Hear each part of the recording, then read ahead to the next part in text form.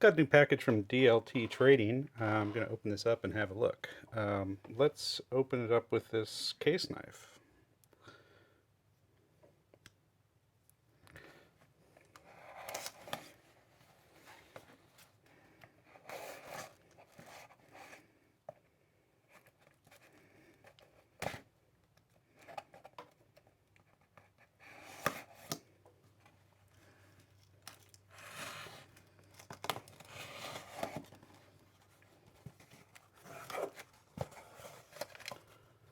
Okay, here we go.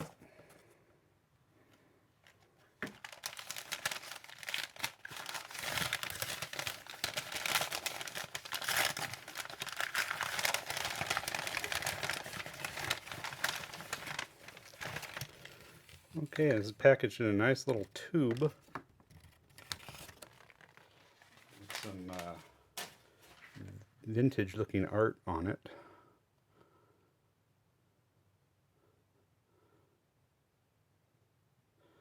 Johnny on the Spot, Journeyman Electrician Knife.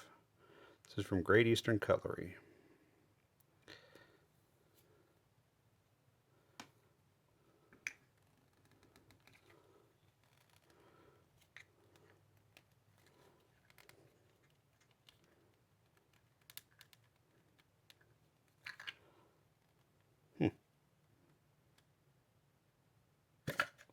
A little bit tough to open.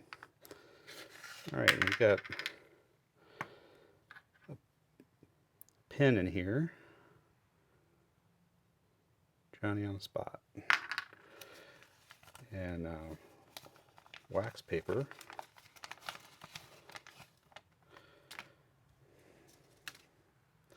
Desiccant packet because 1095 steel is not stainless steel.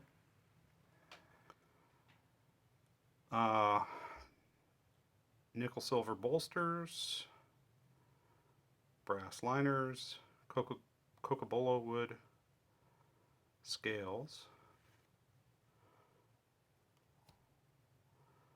Alright, so we have a partially sharpened screwdriver tool.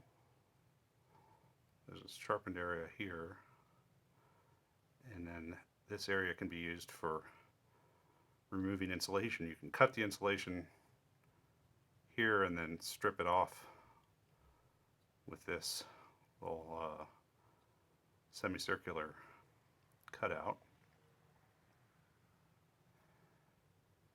Quite a bit of oil on the knife. Titusville, Pennsylvania, Great Eastern Cutlery. And this has got a liner lock on it. Strong half stop. Very snappy action. Walk and talk on this is good as expected. No half stop on the small blade there. It's a little sheep's foot blade.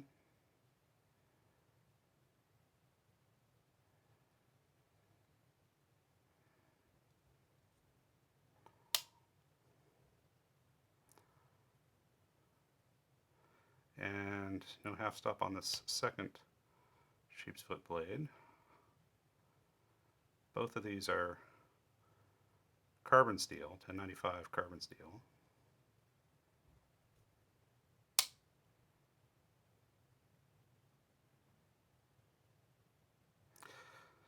Alright, so the electrician knife pattern is traditional. There's some variation in the pattern, but here's one from Camillus. This is maybe from the 80s. It's similar pattern to the ones that were issued in Vietnam for the U.S. military, but this one was not. This is a little later. So it's partially sharpened here with, again, a cutout there that can be used to strip wire. This cutout is just there to provide access to the nail nick on the main blade. But this is from Camillus, New York, USA, and it is a liner lock. The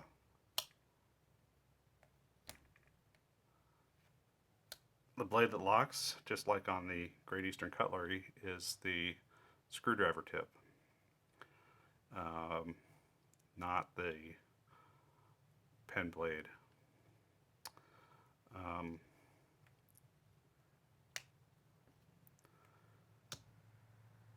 Strong half stop there. Nice walk and talk.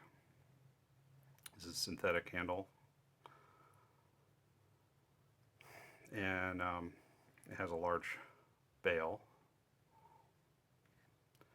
So the deal with Great Eastern Cutlery, they're making these things in Pennsylvania, which is, same place that, not the same town, but the same state that case knives are made in.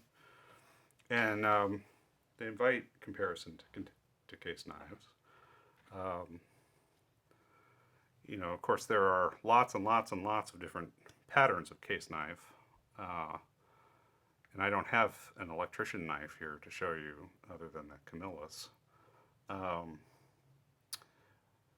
But the Great Eastern Cutlery is going to compare favorably to case in most situations. Case knives can either be stainless steel, as this one is, or they can be carbon steel. Here's a Boker slip joint that's carbon steel, and you can see the patina on this. This Great Eastern Cutlery knife will probably develop a patina similar to what we see here on this Boker, right?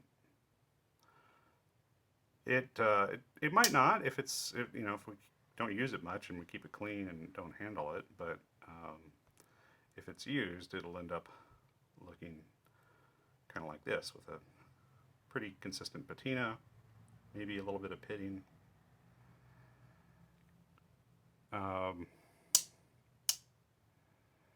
And still be perfectly functional in that condition. Here's another old Boker. This is a razor jack from Boker. This is Tree brand. You can maybe see that on the blade there. It's starting to fade away.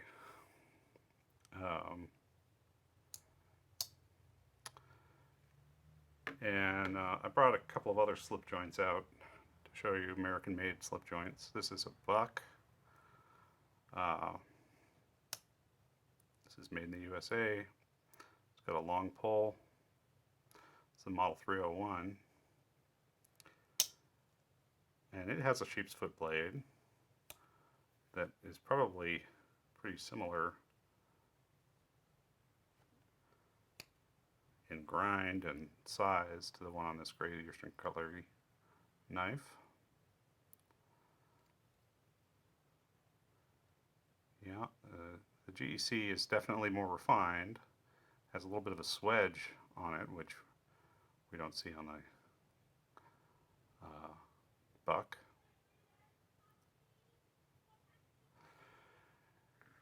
Here's another USA-made slip joint brand. This is Moore Maker. Moore Maker.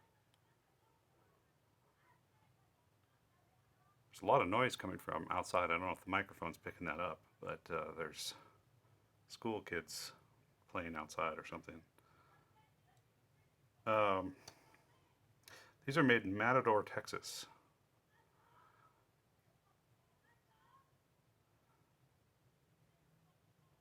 And these are usually carbon steel as well. And this does have some rust on it, on what would otherwise be a mirror polish.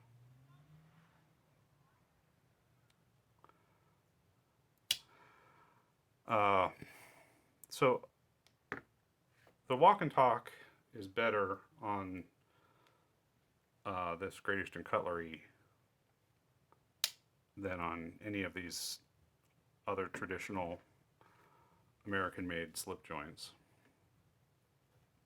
or well, mostly American-made. This is a Boker USA, but this one might be German-made. Yeah, Zollingen.